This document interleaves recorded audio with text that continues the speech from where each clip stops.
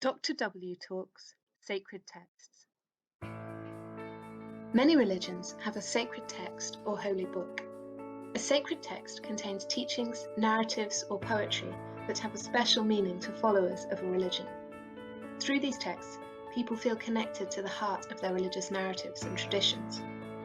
Many believers also think that these texts enable them to access something of the divine that is beyond human understanding. Although they may be thousands of years old, believers think that these writings still have something to say to them today. Who wrote the sacred texts? Some sacred texts originated so far back that we don't know when they were first told. However, they likely existed in the oral tradition.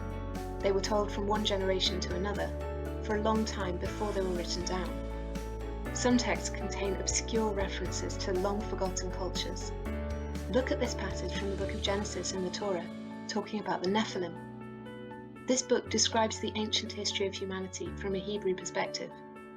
But who were the Nephilim really, and what did they do? Are they also the source for other tradition stories of heroes and gods of old?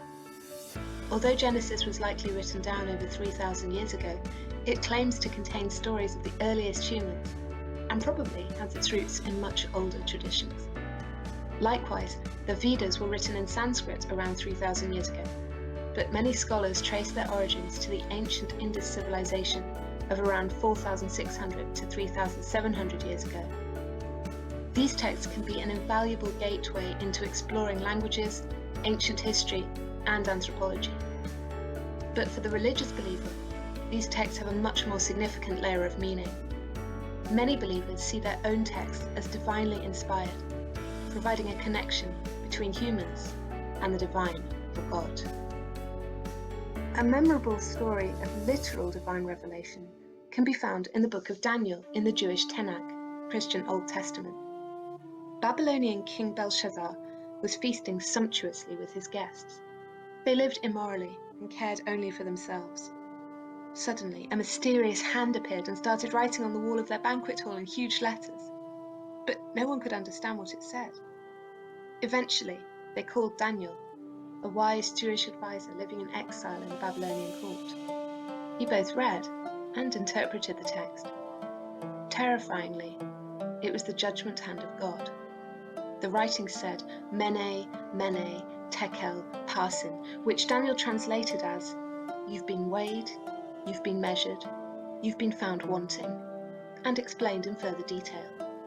That night, the banquet hall collapsed on Belshazzar and his courtiers, and the kingdom of Babylon fell to the Medes and the Persians. This was a literal word from God. In the view of believers, their sacred texts are seen as revealed by God, somehow containing his or their words as spoken to prophets, and containing a wisdom beyond human understanding. For these believers, sacred texts are a gift from the divine to humans. This idea is neatly expressed in the Hindu example of Shruti and Smriti.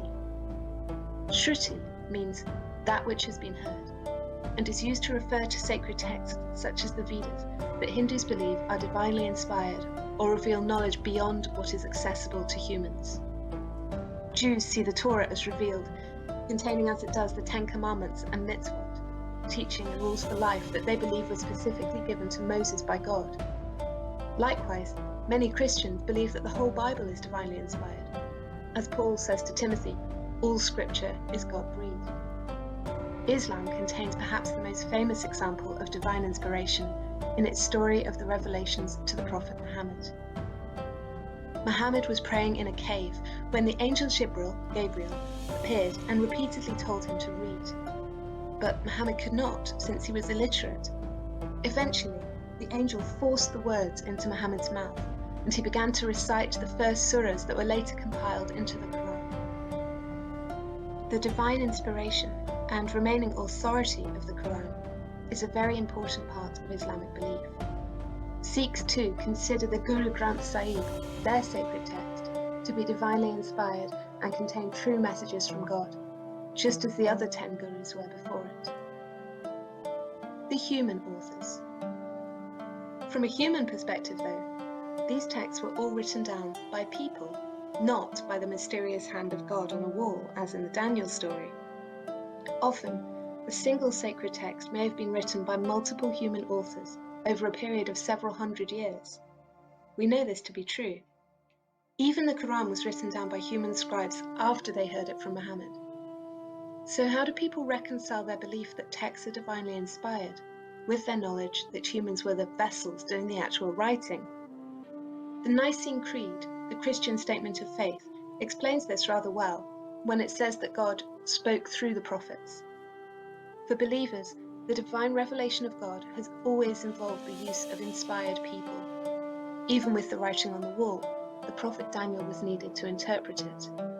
This is where faith comes in. Religious believers have faith that their sacred text is a true representation of divine inspiration, that the people who wrote it down recorded what was revealed faithfully, and that God had some sort of hand in overseeing the process.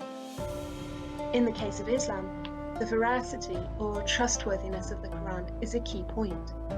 Muslims believe that the surahs were written down accurately, just as the Prophet Muhammad said them, just as the angel Jibril told him. The Quran has never been translated or changed.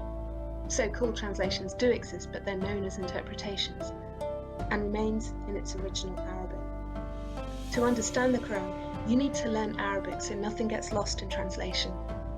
Incidentally, Muslims are suspicious of sacred texts such as the Bible for this reason. It's generally read in translation and in many different forms, so it could have been corrupted from its original meanings. Even so, many theists agree that the human writers of their sacred texts were inspired by God. This is what divine inspiration means, and thus enabled to reveal authoritative truths from God that we would not otherwise have access to. But what about the Hindu concept of smriti, meaning that which has been remembered? In Hinduism, this category is used to apply to somewhat less canonical sacred texts, such as the Bhakti, which have acknowledged human authors. While for some worshippers these texts may be very important, others may contest their authority. Many religions acknowledge a second tier of sacred texts, which contain key teachings about faith and how to live, and represent the highest of human wisdom, but may not necessarily be from God. Writings such as the Talmud and the Hadiths come into this category. It's possible for a text still to be seen as sacred or holy, without containing the only ultimate truth for humanity. Since the 1800s, there has been another approach to sacred texts, that of literary and linguistic criticism. If we accept a text as divinely inspired by God, we are also making a statement about its meaning and authority. We have no reason to question its truth.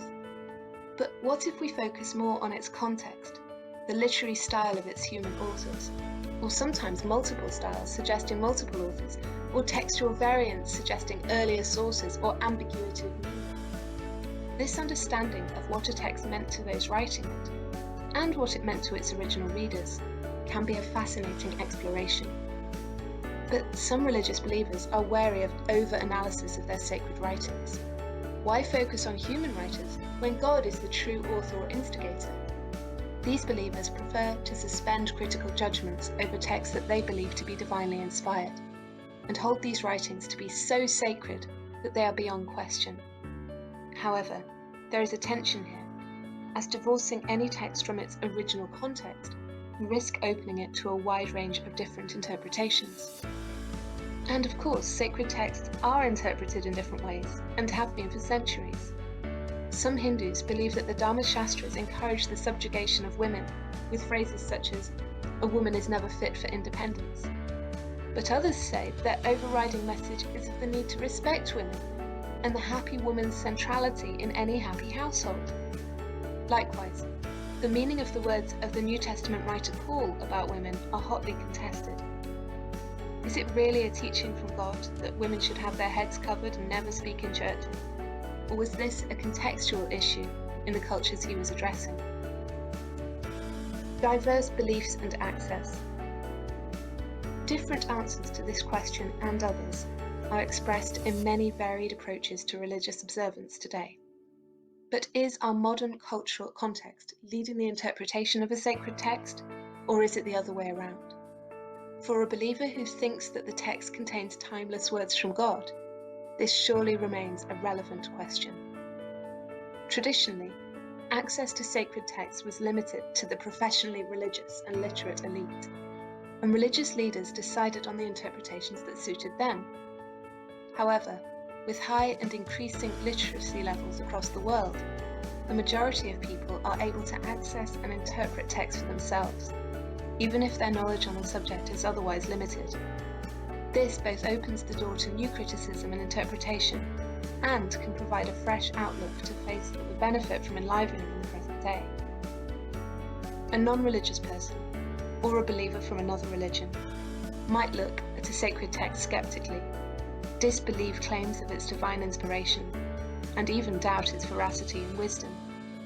But whatever our view of sacred texts, we cannot fail to be inspired by the profound impact they have had on life, belief, and language for billions of people around the world.